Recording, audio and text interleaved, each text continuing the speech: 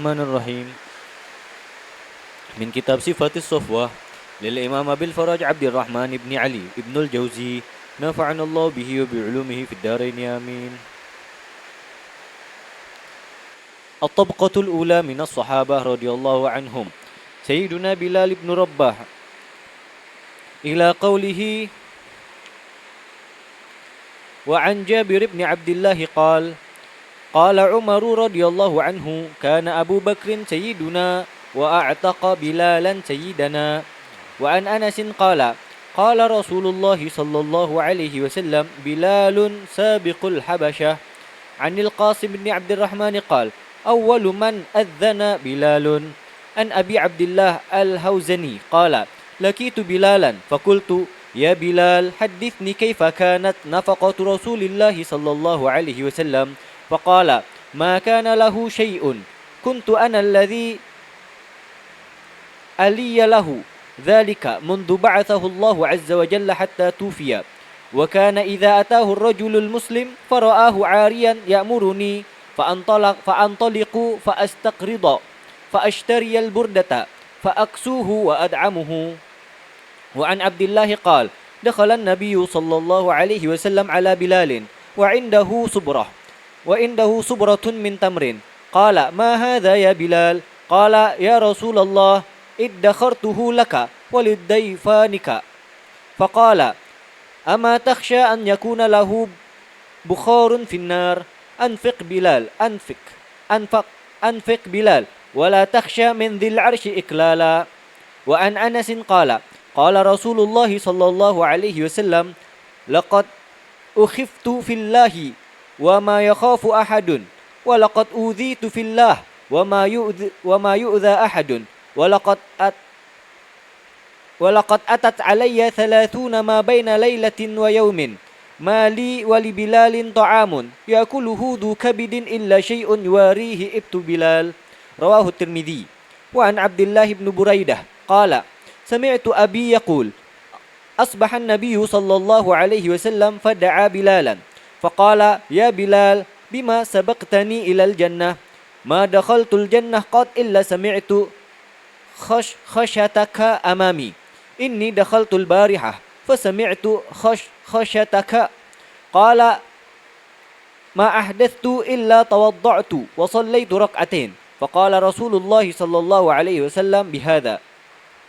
قال محمد بن إبراهيم التيمي لما توفي رسول الله صلى الله عليه وسلم أذن بلال ورسول الله صلى الله عليه وسلم لم يقبر.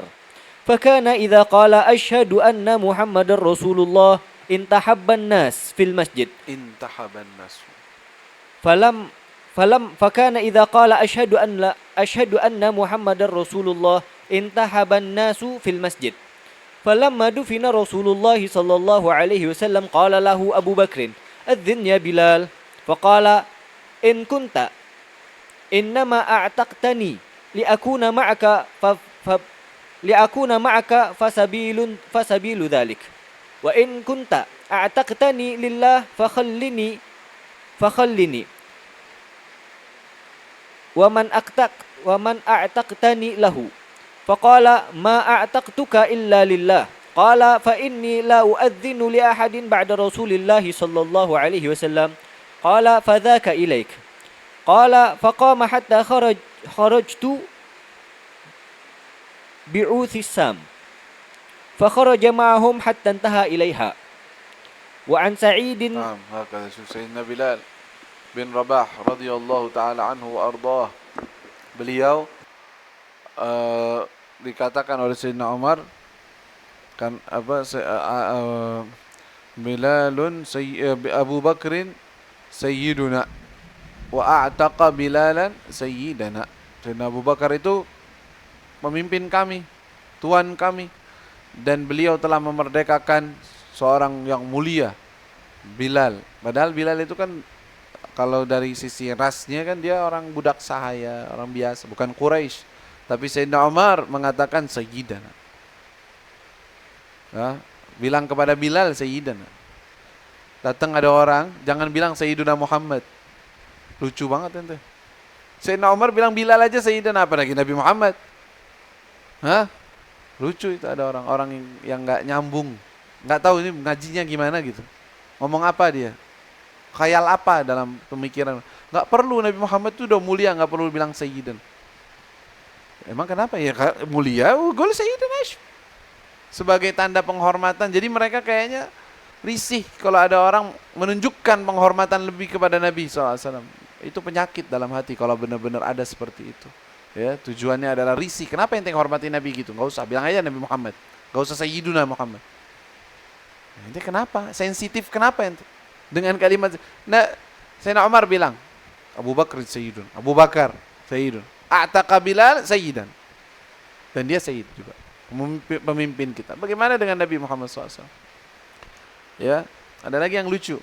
Dia bilang apa? Beliau udah Nabi, gak perlu dibilang Sayyid.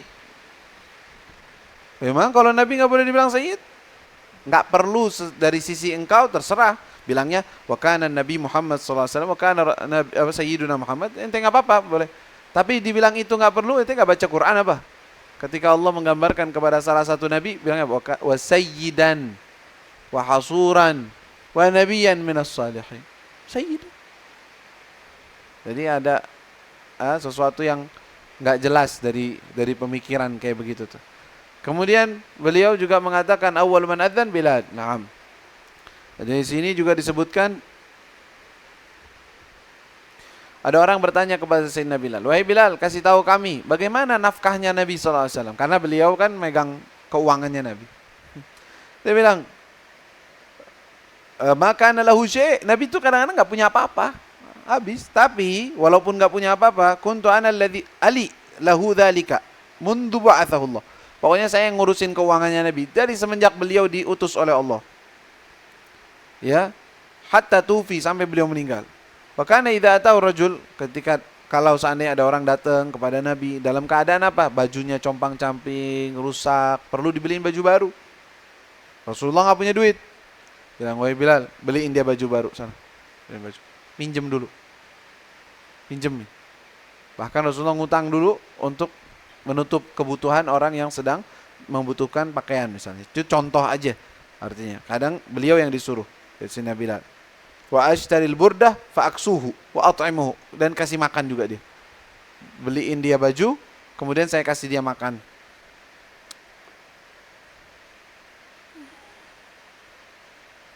Pernah suatu hari Sayyidina Bilal menyimpan subrah min tamr, beberapa kantong korma. Taruh. Rasulullah ketika ngelihat, "Apa ini Bilal?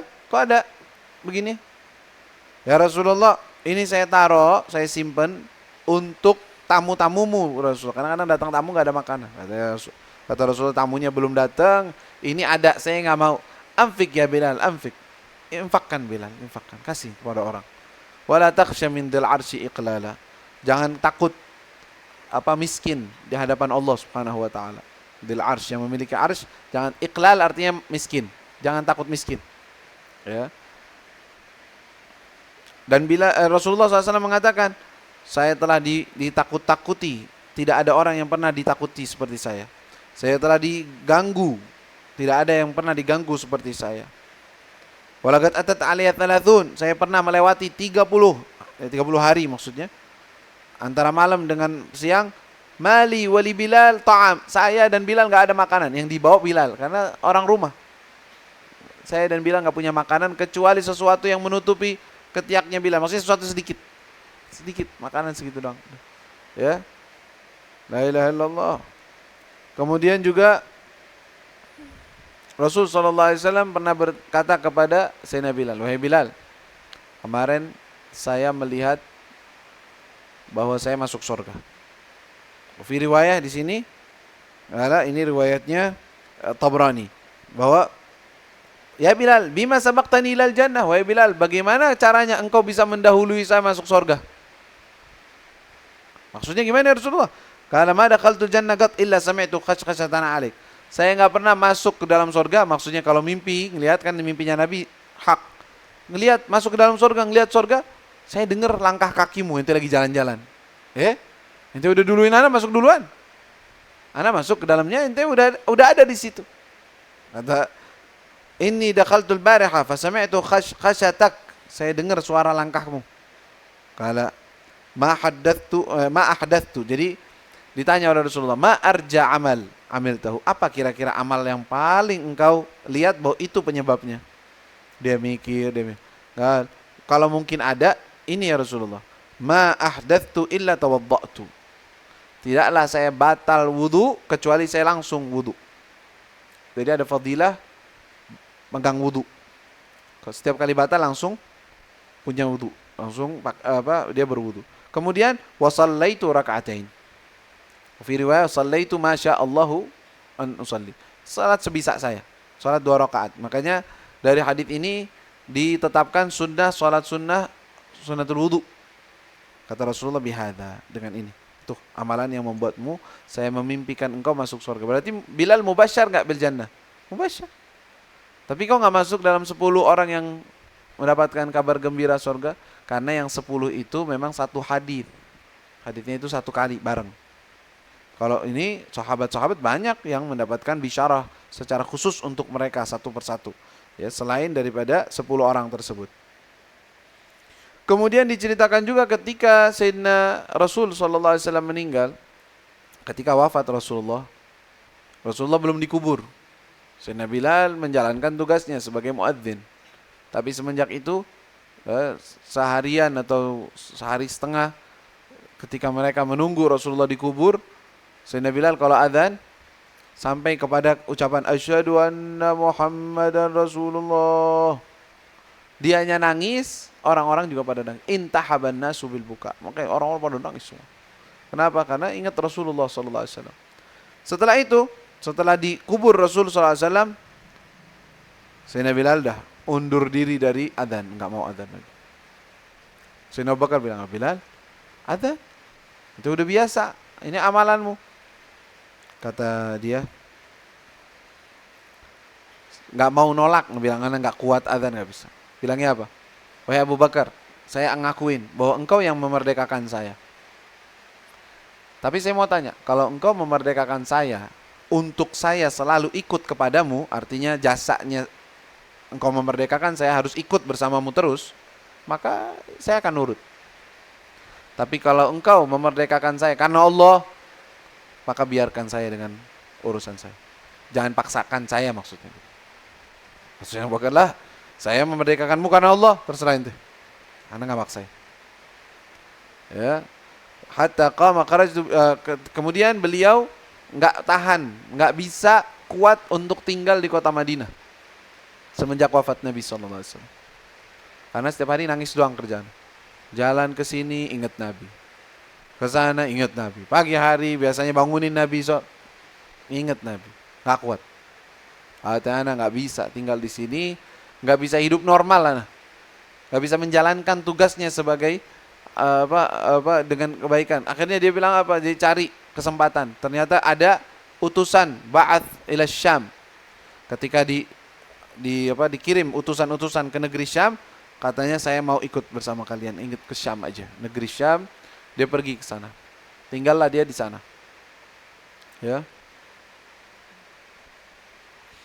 Dan diceritakan tuh di sini, ya.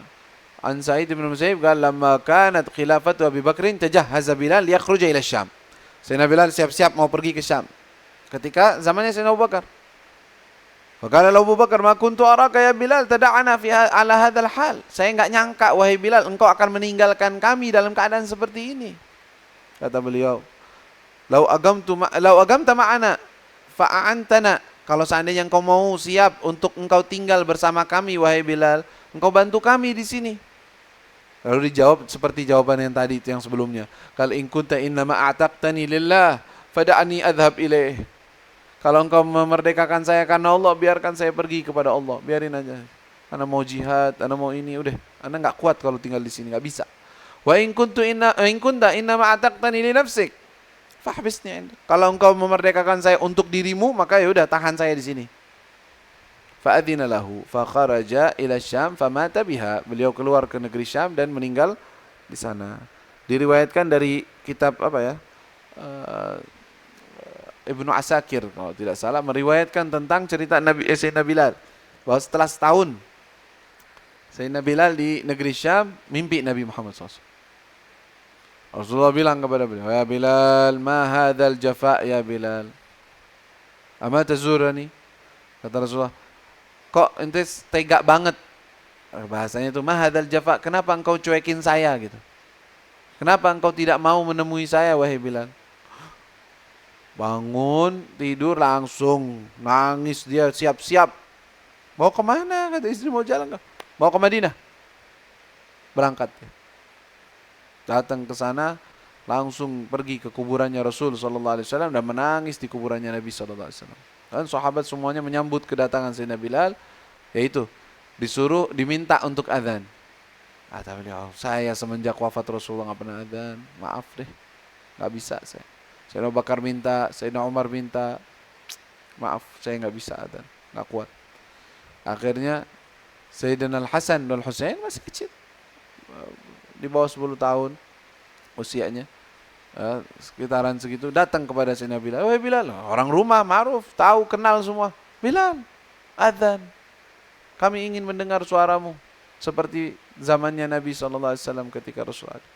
Kata Sayyidina Bilal, "Ya Allah, saya bisa nolak Abu Bakar, Umar meminta saya adzan, saya tolak. Tapi kalau kalian berdua, kalau saya tolak nanti saya bilang apa kepada Nabi Muhammad?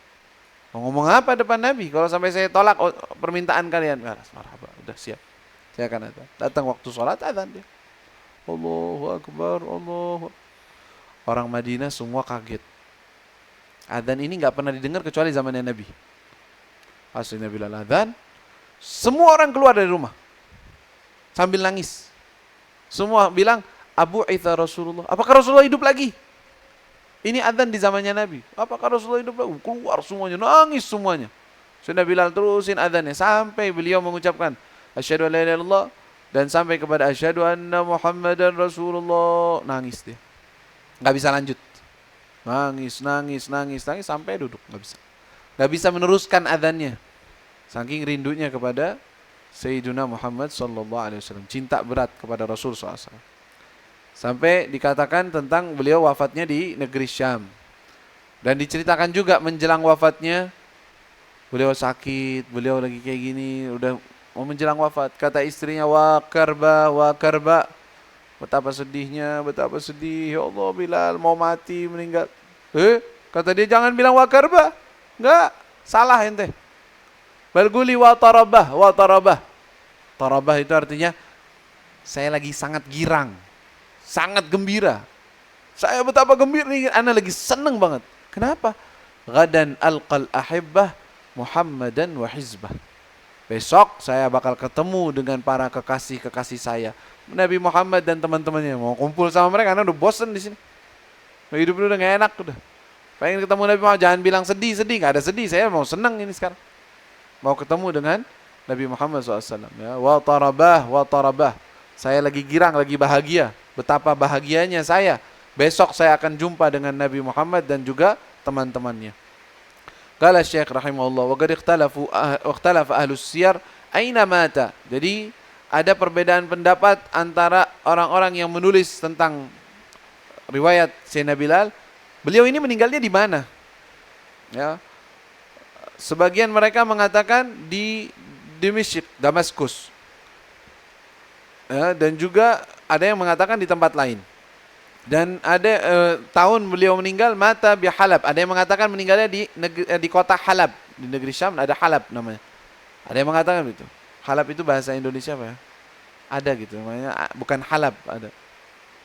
Bahasanya agak aneh sedikit. Kayak Damaskus gitu. Dimysk, Damaskus, beda lafadznya. Lupa nih namanya. Ada kalau dengan bahasa Indonesia atau bahasa Latinnya beda. Kota Halab namanya. Sana 20 di tahun 20. Waqila sana 18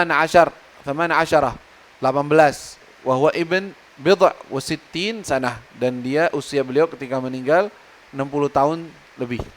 60 tahun lebih. Radhiyallahu taala anhu wa ardhah. Ya. Wa jama'ana bihi wa bin Nabi Muhammad sallallahu alaihi wasallam fi daril karamah. Amin ya rabbal alamin.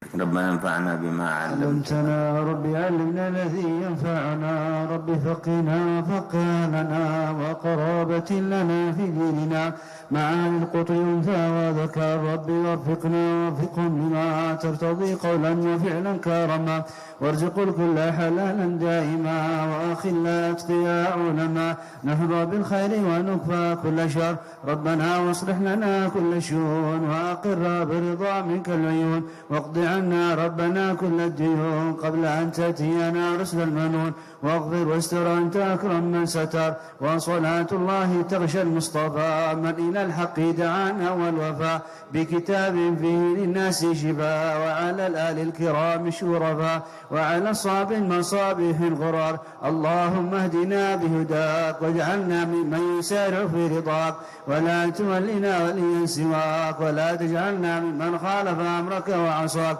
وحسبنا الله ونعم الوكيل ولا حول ولا قوة إلا بالله العلي العظيم وصلى الله على سيدنا محمد وآله وصحبه وسلم